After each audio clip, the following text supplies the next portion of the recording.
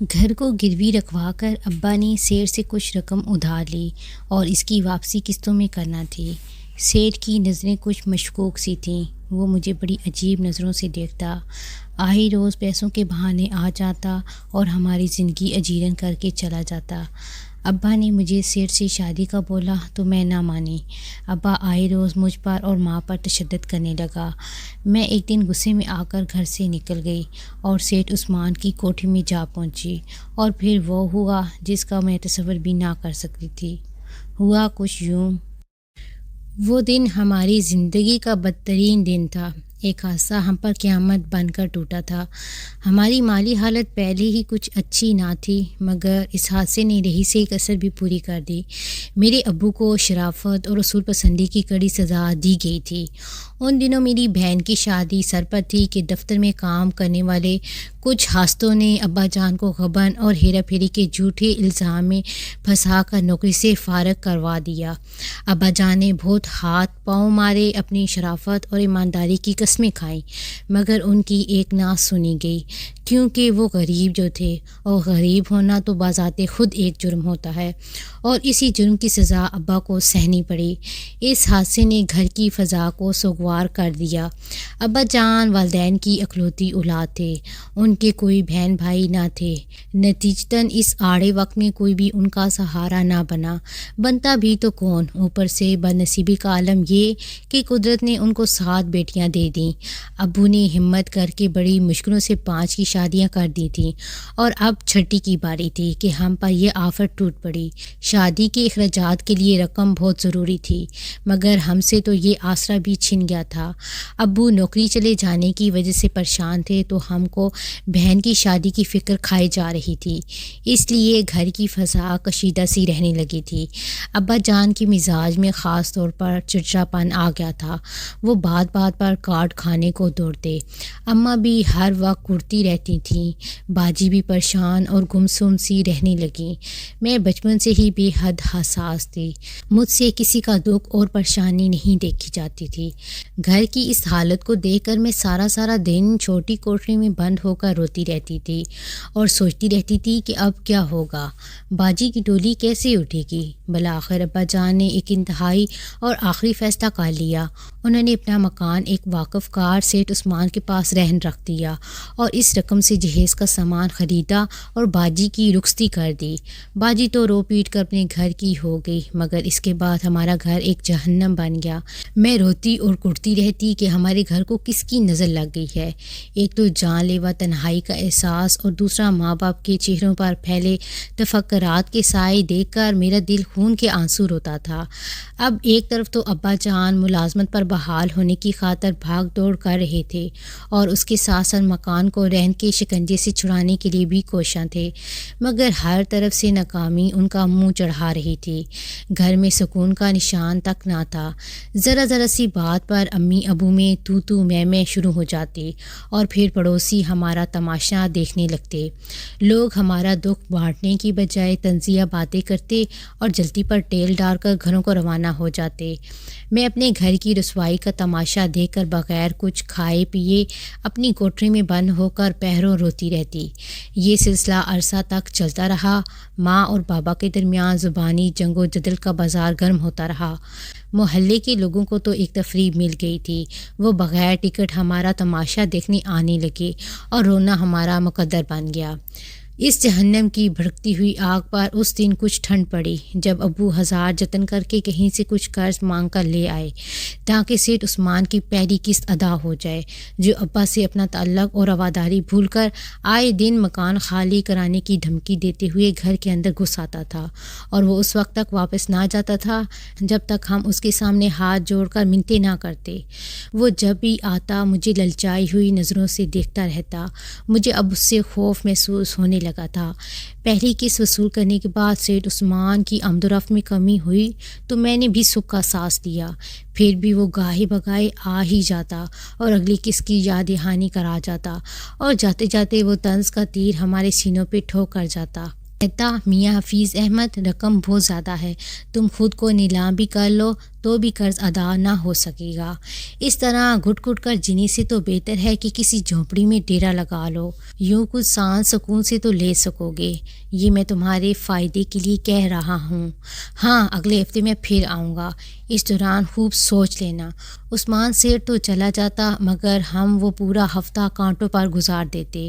یوں لگتا تھا جیسے گھر کے ویران قبرستان میں 3 چلتی پھرتی لاشیں جو کبھی جھنجھلا کر ایک دوسرے سے برسے پیکار ہو جاتیں اور کبھی اپنی ویران شکلیں لیے گھر کے کونوں خدروں میں دفن ہو جاتیں۔ پہلی قسط کی رقم وصول کرنے کے بعد کچھ عرصہ تک تو سیٹھ کے دل میں ٹھنڈک پڑی رہی، مگر آہستہ آہستہ اس کا پھر وہی وتیرہ ہو گیا۔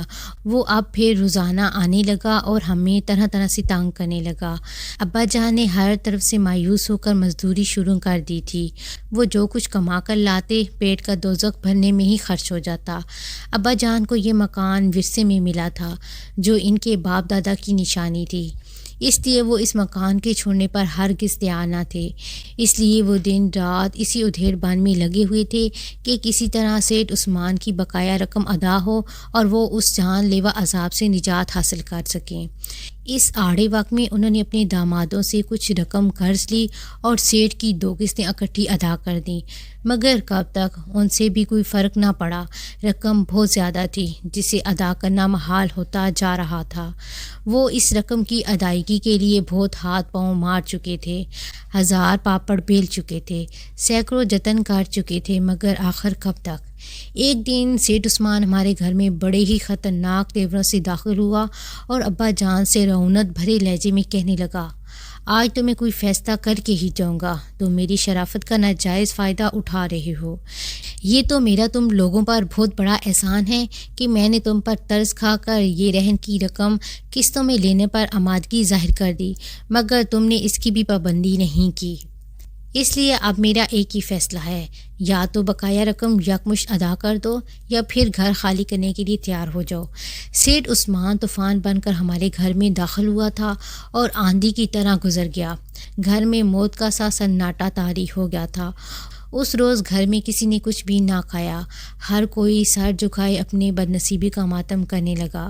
ابا جان کافی دیر تک خاموش بیٹھے رہے اور پھر نہ جانے کیوں ہم ماں بیٹی پر برسنے لگے۔ انہوں نے ان تمام مصیبتوں کا ذمہ دار ہم دونوں کو ٹھہرایا۔ ابا جان کے تو تیور ہی بدل گئے تھے اور ان کی آنکھوں سے وحشت ٹپکنے لگی تھی، جیسے وہ ہم دونوں کو زندہ گاڑ دیں گے۔ ماں مجھے لے کر دوسرے کمرے میں چلی گئی اور میرے گلے لگ کر رونے لگی۔ ابا جان غصے کے عالم میں گھر سے باہر نکل گئے۔ لگتا تھا آج وہ کوئی انتہائی قدم اٹھا لیں گے۔ وہ اس رات گھر نہ لوٹے۔ اگلے روز وہ شام ڈھلے گھر لوٹے تو ان کے چہرے پر پرسکون اور اطمینان کی جھلک دے کر ہم دونوں ماں بیٹی حیران رہ گئیں، مگر جلدی ہماری حیرانی نے ماتم کا روپ دھار لیا، کیونکہ ابا جان اس سیٹھ عثمان سے بقایا رقم کے بدلے میری امنگوں اور آرزوؤں کا سودا کر آئے تھے۔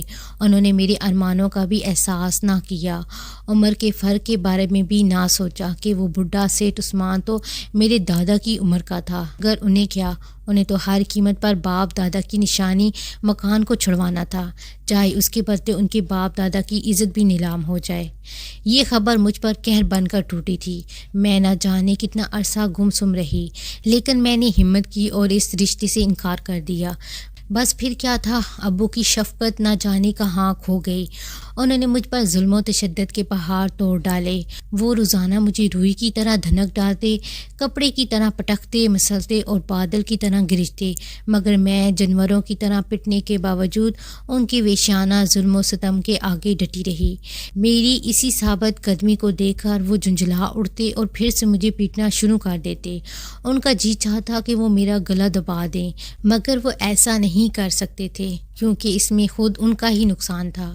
انہوں نے اب میرے ساتھ ساتھ میری ماں کو بھی اذیتیں دینا شروع کر دیں تاکہ وہ مجھے سمجھائے اور میں ہاں کہہ دوں، مگر وہ میری ماں تھیں، وہ بھلا اپنی بیٹی کو جیتے جی جہنم میں کیسے جھونک سکتی تھی۔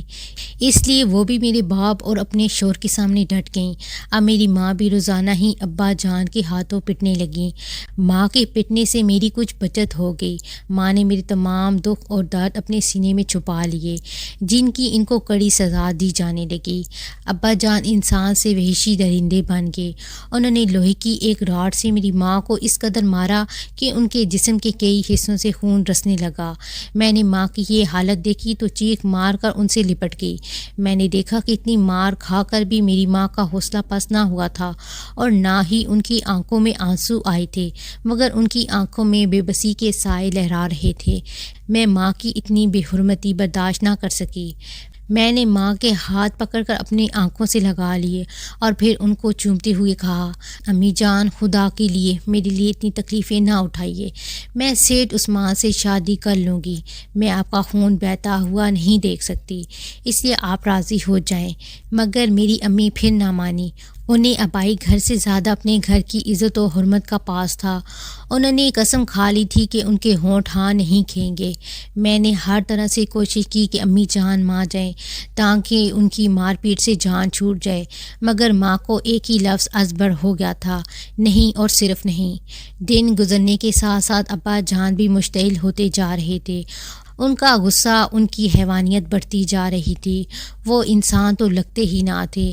لگتا تھا ان میں شیطان کی روح حلول کر گئی۔